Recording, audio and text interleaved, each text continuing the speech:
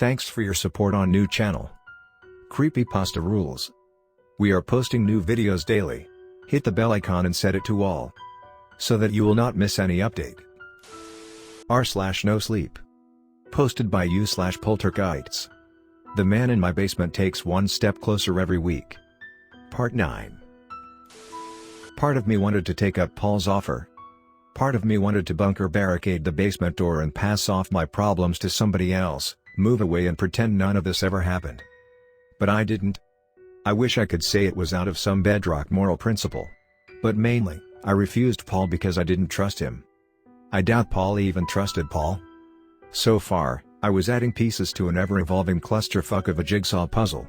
The more I learned, the less sense everything made. Part of me wondered if that was the point. If the chaos and confusion was part of the game. Maybe the intruder thought it was funny. Still, the main question remained, is there a way to stop the intruder without passing it off to somebody else? My car rattled as it droned down the number 7 highway. I was on my way back home from the meeting with Paul, and it was already dark out. I needed to get home and sleep. Then a strange feeling came over me. A pressure in my forehead, not quite painful, but incredibly uncomfortable. Not a migraine either. It felt like a thin sheet of something suddenly appeared behind the skin of my forehead, pressing against my skull. I could almost feel my face pulling tighter.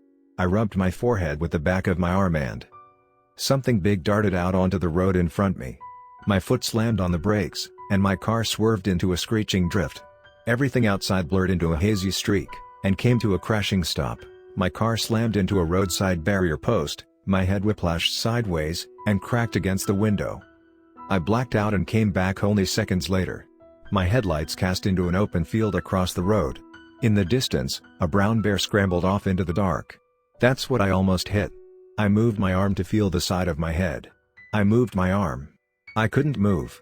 I tried turning my head. Nothing. I tried breathing. Nothing. I tried moving my eyes. With great effort, I glanced to the left, then to the right. "I know you're here," a strange, but familiar voice echoed in the car. "You fucker." Concussion, I told myself. I hit my head, and these are just the symptoms. I couldn't smell anything either. Or hear anything, other than the voice. I forced my eyes down to the steering wheel. It wasn't my steering wheel, and those weren't my hands gripped around it. This wasn't my body. I was trapped behind somebody else's eyes. A silent passenger, like that Malkovich movie. It felt like I was flattened out, and pressed between forehead and skull. My senses fading in all the while. Sound first. The sound of torrential rain beating down against the windshield. Howling wind as it gusted through the midnight fields. Then the sound of breathing. Not my own breathing. The breathing of whoever I was trapped inside. Smell faded in next. Whiskey and vanilla flavored smoke. One of the hands reached up, and adjusted the rearview mirror. Cold blue eyes stared back at me. It was Paul. He looked younger, early 40s maybe. "Welcome back," he said, slurring his words, staring at himself through dilated pupils. He was talking directly to me. Paul coughed, and rubbed his forehead with the back of his thumb. Pressure squeezed against me like a crushing vice. He smacked his forehead with the palm of his hand, and a jolt of pain shot through me.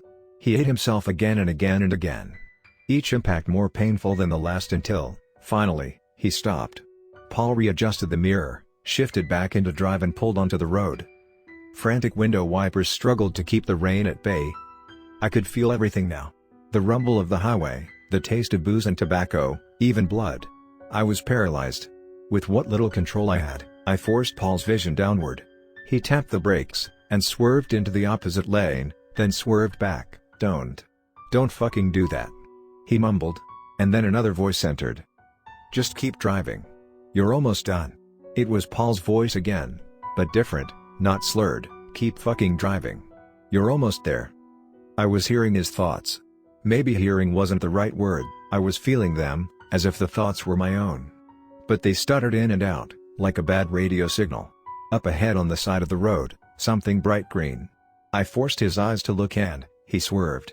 The car slipped into a tailspin and sideswiped into something. 2 sickening thumps, and the car slammed bumper first into a roadside barrier post. Paul's head snapped forward into the steering wheel and darkness. Drip. I was trapped behind somebody else's eyes now. I could feel their thoughts. But this was no ordinary thought stream. It was a dripping fractal of swarming thought streams all battling for control. Random memories jumped out from a subconscious mess like fish climbing a waterfall. Kotrak. One step. Idiot.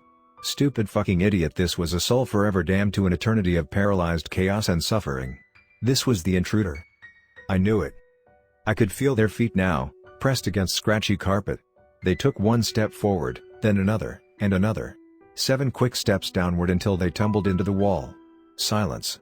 Then, as if puppeteered from above, they slid up the wall, and rose to standing and I snapped into another person. Walking down my neighborhood street, "We'd sell them to the neighbors," said a familiar voice. "Pine cones, 5 cents a piece." It was Mitch. He looked to his side, and there, about 6 feet away I stood. Mitch shook his head, and a chill went down his spine. I suddenly stood in front of my own front door, looking up at myself. I've seen enough of those for a while. Howie's voice echoed as he rubbed his forehead with the back of his thumb. Darkness. I couldn't even think straight. Paul's voice echoed. Leaving. Kotrak. Charm. Kotrak. Filament. The intruder's voice echoed. Daylight. I stood outside the roadside diner, trapped behind Paul's eyes as he climbed onto a red Kawasaki motorcycle, and looked back towards the diner.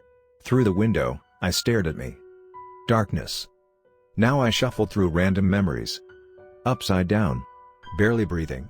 Stuck between 2 boulders. In the darkness below me, the faintest shape of a person. Impossibly tucked between the rocks like a coiled-up viper. The glint of dead eyes. Darkness. A backyard shed. Cluttered with junk. Hands frantically wrapped wire around the shattered remnants of a Kotrak. Darkness.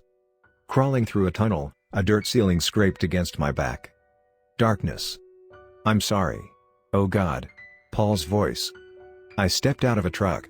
Headlights cut through the night, and freezing rain showered down.